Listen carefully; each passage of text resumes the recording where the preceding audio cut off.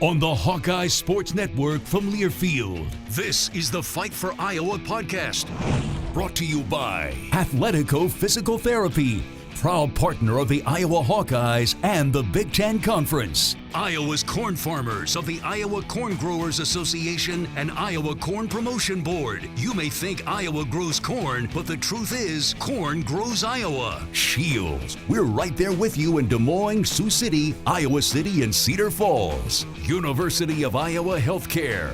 Changing medicine, changing lives. This is the Fight for Iowa podcast. Here's the voice of the Hawkeyes, Gary Dolphin.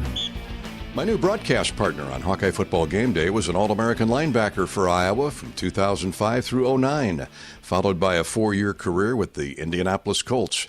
We're given the way Pat Angerer threw his undersized body around, major injuries were bound to follow. 6 surgeries in all to repair a shoulder, a foot, and a right knee that eventually ended his career with 328 tackles for Indianapolis. The Bettendorf native now brings that kind of grit and determination to the broadcast booth in describing his beloved Hawkeyes on game day to thousands around the Hawkeye radio network. It'll start Labor Day. How appropriate, because nobody has worked harder than Pat Angerer to get where he is today. A visit with Pat Angerer is next on the Fight for Iowa podcast, courtesy of UIHC, Iowa Corn, Shields, and Athletico. More of the Fight for Iowa podcast after this. When it comes to your health, you need the full picture. That means the right diagnosis and the right treatment right from the start. I'm Aaron Bose, pediatric neurologist with University of Iowa Healthcare. Here, we're working together every day to advance medicine so you can get the best care. With more research, more clinical trials, and more treatment options than anywhere else in the state, the University of Iowa Healthcare is changing medicine and changing lives. Learn more at uihc.org. To anyone passing through our state, fields and fields of corn might be what they see. But the people who call Iowa home know it's so much more. Corn is ethanol, a homegrown, renewable fuel. Corn is delicious pork, beef, poultry, and dairy. Corn is in 4,000 products we rely on every day. So yeah, our highway views are full of corn, and we're proud of it. Because corn grows Iowa. Show your support for Iowa corn farmers at iowacorn.org/fan of corn. Tickets are on sale now for the Hy-Vee IndyCar Race Weekend Concert Series. Saturday, July 13th, see Luke Combs and Eric Church. And Sunday, July 14th, see Post Malone and Kelsey Ballerini live in concert. 1 ticket per day gets you into a race and 2 concerts. Tickets on sale now at HyVeeIndyCarWeekend.com. Are aches, pains, or injuries keeping you on the sidelines? At Athletico, our movement experts are here to help you turn your setbacks into comebacks and create a personalized game plan for your recovery.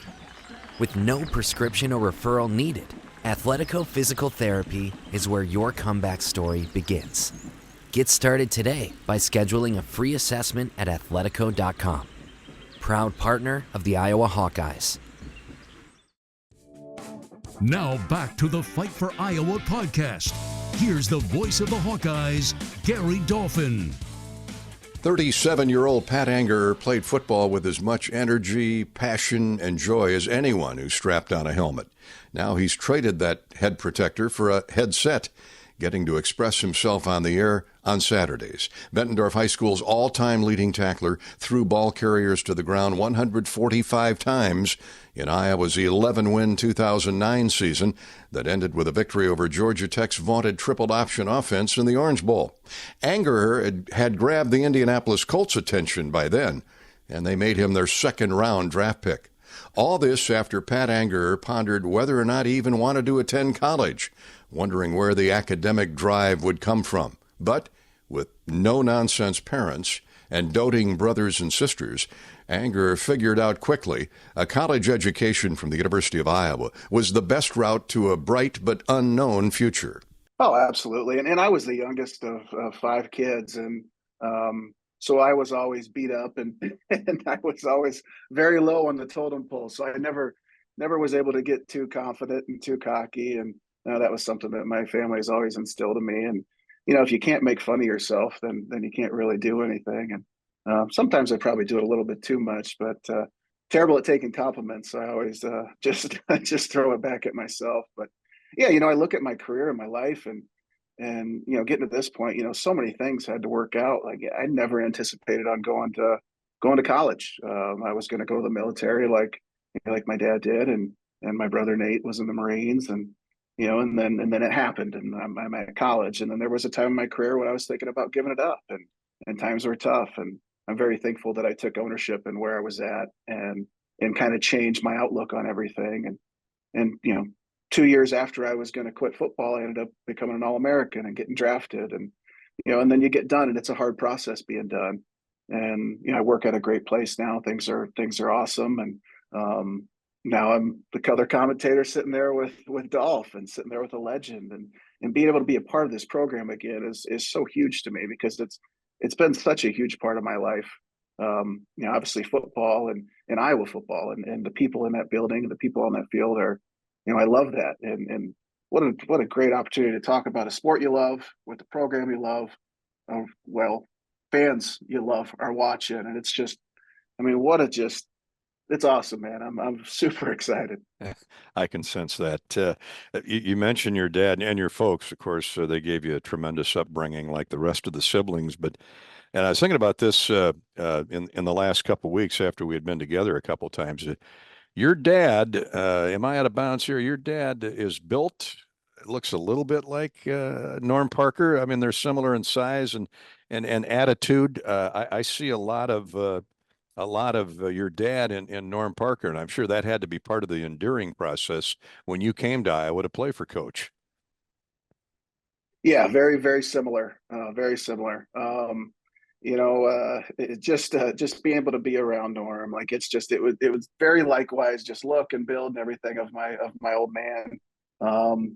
But yeah, obviously they both have their quirks. I think my dad's only still alive because my mom's hands don't fit around his neck. And,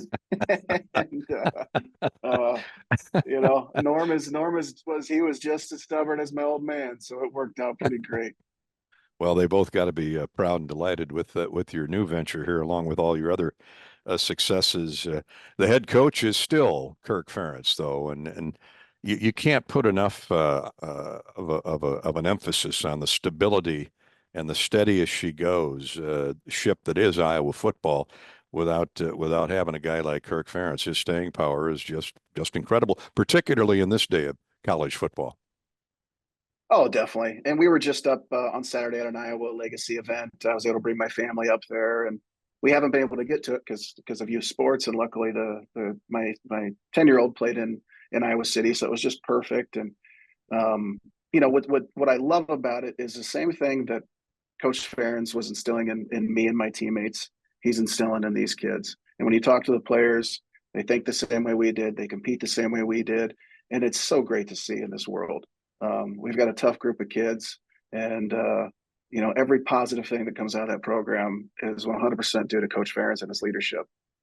Pat Anger played from '05 to '09. I can't believe it's been almost 20 years since you came to the University of Iowa, but 4 phenomenal years. It feels like it when I walk. Yeah, well, yeah, and I could probably, if I remember, shoulder. You had a knee that was acting up. Did you have mono at one time too? I remember you missed some significant time with mononucleosis, but you weathered them there all. Was a mono, yeah. Yeah. Now, still to log 258 tackles, whatever it was, your top 25 in school history, 6 interceptions. I had forgotten about that. I did my homework on that before our get together today. But you had a nose for the football like I think of Josie Jewell and James Morris and other great linebackers at Iowa that played your position. And then 4 or 5 bowls during your tenure, but none more glorious than the '09 BCS Orange Bowl in Miami, where the Hawkeyes throttled an incredible Georgia Tech triple option team. And they had more terrors on defense than just you. I remember Claiborne and Sash and Yes. Greenwood. Man, was that defense loaded? Oh, it was so much fun. We were all equally insane, so it really worked out. and luckily we had Greenwood to kind of put us in the right direction, which really made things a lot easier. Otherwise, it'd be all over the place. But that game against Georgia Tech, that was Norm Parker. That was a coach Norm Parker game right there. He gets all the credit because you're watching the triple option on film, and you're like, how are we going to do this? How are we going to defend it? And I think within 5 minutes, the way he explained it to us, it was like, okay, we got a shot.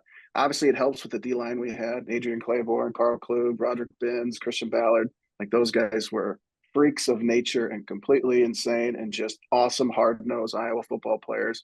And it made my job pretty easy.